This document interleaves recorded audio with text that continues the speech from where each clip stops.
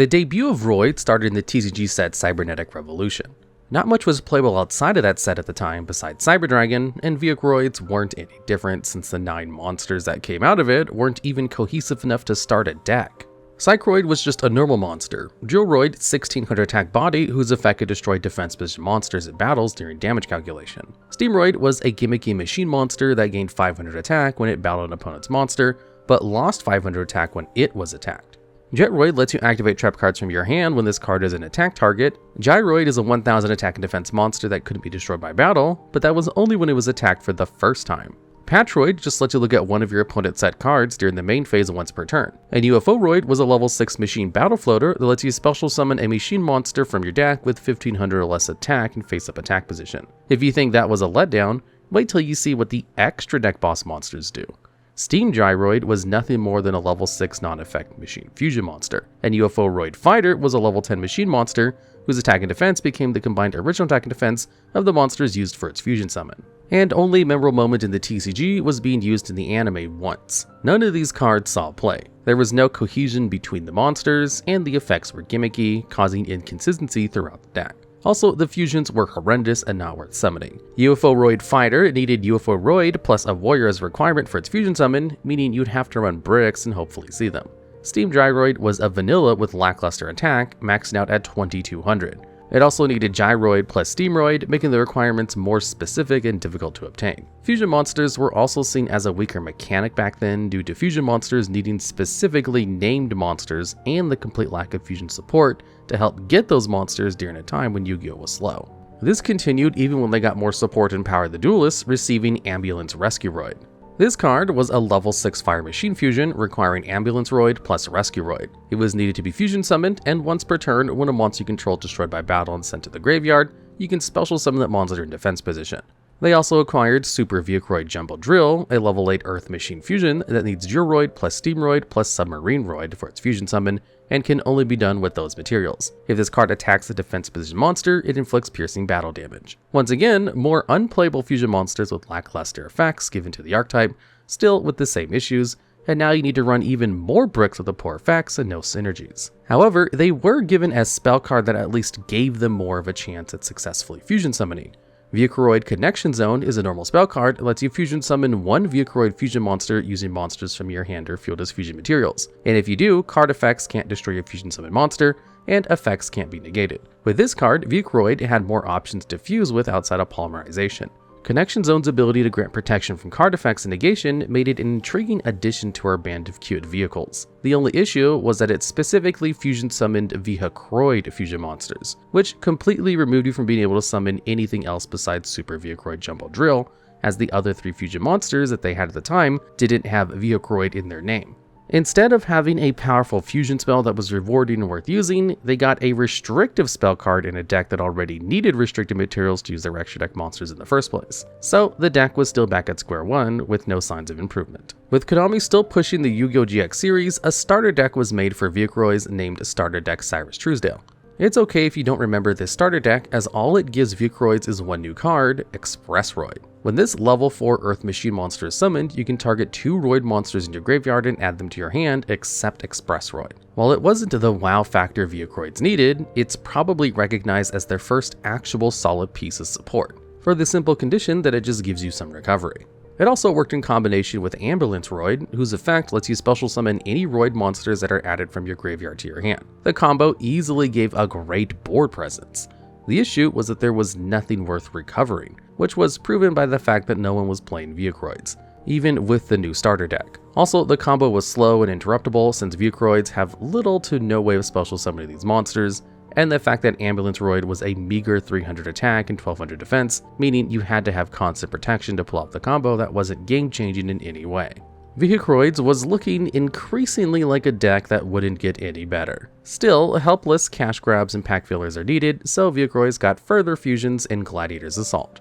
Super Vehicroid Stealth Union was a level 9 Earth Machine monster with 3600 attack and 3000 defense, requiring Truckroid plus Stealthroid plus Drillroid plus Expressroid as fusion materials. Once per turn, you can target one face-up non-machine monster in the field and equip it to this card. While equipped with the monster by this effect, this card can attack all monsters your opponent controls once each. But if this card attacks, its original attack is halved.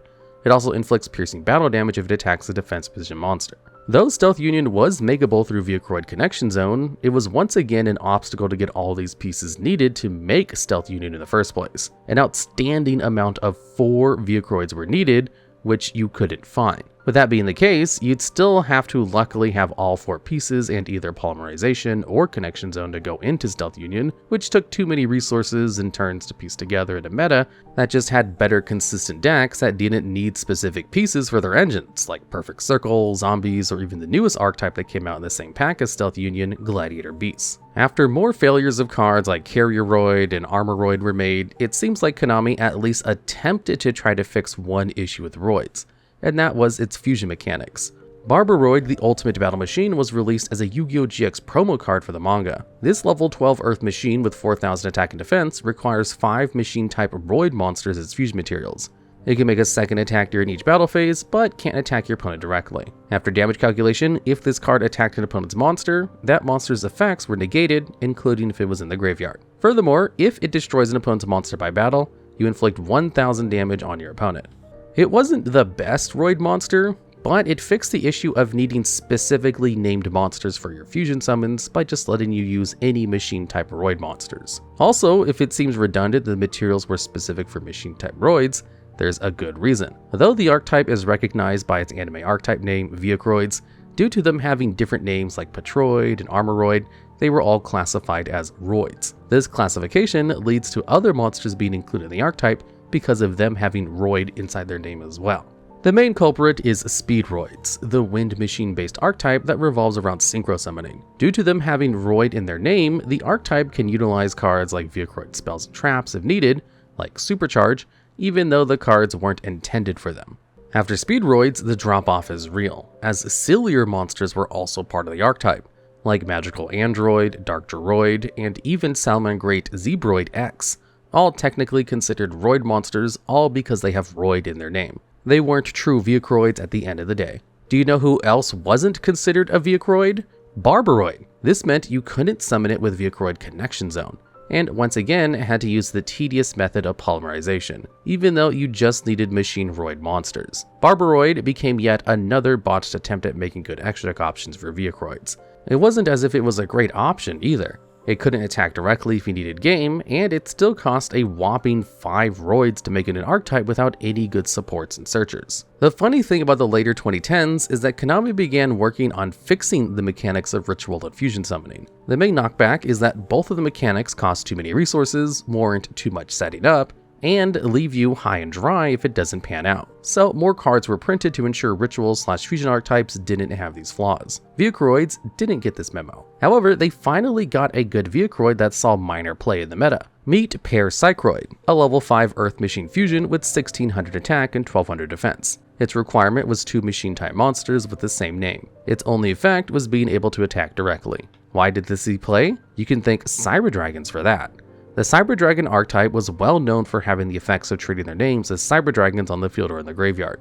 This effect made meeting Vechicroid's requirements and fusion summon really easy. It was also a level 5 machine, which fits perfect with Cyber Dragon's strategy, which utilized level 5s to make extra monsters like Cyber Dragon Nova, which was used as an Xyz material for Infinity. It was also level 5, making it an excellent target to bring off of instant fusion, giving you immediate materials to use for your Xyz summons. This is about as much Sunlight Vehicroid monsters saw play, as the card was barely utilized in its archetype. Vehicroids continued to be pushed into bins. However, in the TCG set Legendary Duelist, they finally got a Searcher to boost consistency, a counter trap card, a field spell, and a new fusion monster to utilize. Mixeroid was a level 4 wind machine with 0 attack and 2200 defense. Once per turn, you can tribute a machine monster to special summon a non-wind Roid monster from your deck. You can also pay half your life points, banish any number of machine monsters from your grave, including this card, to special summon from your extra deck 1 Roid fusion monster with the same level as the number of banished monsters, ignoring its summoning conditions. However, it's destroyed near the end phase. Its newest fusion, Super Vehicroid Bubble Base, is a level 10 Earth Machine monster with 0 attack and 5000 defense, requiring 1 Roid fusion monster plus 1 Roid monster. You can target 1 face-up monster your opponent controls to special summon a Roid monster from your deck or extra deck, with an attack less than or equal to that monster's once per turn. Also, once per turn, during the end phase, you can target a Roid monster in your main monster zone other than this card, return that monster you control to the hand, and if you do, move this card you control to that monster's zone. The field spell, Vehicroids City, allows you to target one other card you control, destroy it, and add a Roid card from your deck to your hand. During your damage calculation, if your Roid monster battles, you can send a Roid monster from your deck to the graveyard and switch the original attack and defense of your battling monster during damage calculation once per turn. You can't special summon monsters from the extra deck except fusion monsters the turn you activate either of these cards' effects, even if this card is removed from the field. Finally, a Merger Roid Call was their counter trap. When a spell or trap card or monster effect is activated while you control a Roid fusion monster, negate the activation. Then, send all cards with the same name as that card from the activating player's deck and extra deck to the graveyard. You can banish this card from your graveyard to target a Roid monster in your graveyard and add it to your hand. Mixer-Roid was like your own personal Lone Fire Blossom, fetching your Roid monsters from your deck for your fusion plays, while also being able to tune out your Roid fusions from the extra deck, which made summoning all of your Roid monsters easy, including base. Another way to tune out your Roid monsters from your deck or extra deck. Vehicroids City was a search power and went hand in hand with base, as its ability to swap the attack and defense of your battling monsters could turn mobile base from a wall into a lethal attacker on the same turn. A Merger Roid Call was a good counter trap, though it was only live when you had a Roid fusion monster. The graveyard effect at least lets you banish it to search if you need a recovery. The good news was that the Roids had runnable cards. The bad news is that they were the only runnable cards in the deck. Mixer-Roid could put any Roid monster on the field, but what was worth pulling out of the plethora of outdated, mediocre card pool? Mixer-Roid into Drill-Roid doesn't strike fear into a field with a Crystal Winged Dragon, Evil Sword Dolka, or any other negates floating around in 2017. Mixer-Roid in base also had similar issues. Both were weak to hand traps like Ash Blossom, and their effects were concerned with special summoning from the deck. They also had trouble with cards like Effect Filler and Imperm, since their effects weren't quick effects, allowing them to respond to your effects before you get a chance to activate them. Their effects don't summon the Roid monsters properly, since they ignore their summoning conditions. If they were removed from the field, they can't be special summoned back by any means, unless those means also ignore the summoning conditions by returning them to the deck first and then bringing them out. So if a Roid monster brought out by their effect is destroyed, no Monster Reborn or any other type of revival card can summon them back to the field. So it wasn't that the support wasn't solid, it was just a little bit too late. The game was no longer in the phase of being a battle phase oriented place and was more about creating a board first.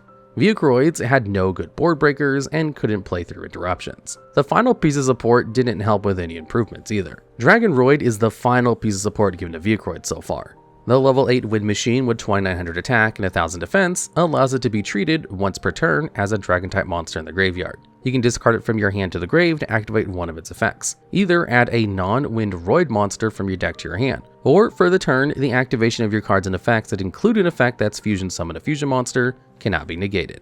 Also, your opponent cannot activate cards or effects when a monster is fusion summoned this way.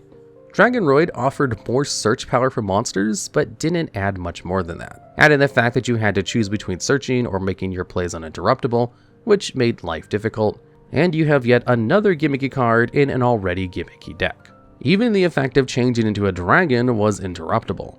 To kick the Dragon Walls down even further, it clashes with Mixer-Roid in base, as the effects don't synergize with any of the new Roid support, since their effects don't involve fusion summoning, but instead ignore summoning conditions. Your only benefit of using this card was with Polymerization or Vehicroid Connection Zone, which was still unsearchable. This is the clunky hill that Roids will die on. They really didn't get much of a chance to be playable on release. There was no sign of giving it good support, and it was never taken seriously as something to build. All the effects in the cards felt random, and nothing worked with one another until later support down the line. There could possibly be more support later down the line that one day can switch the luck of our lovable transportation friends around, but for now, GX's favorite unplayable mess will have to be the newest member of the failed cards and mechanics. You, however, can join the TheDuelLogs family by hitting that subscribe button. If you have any other ideas for decks that can join the Hall of Fail, comment below, and catch you around.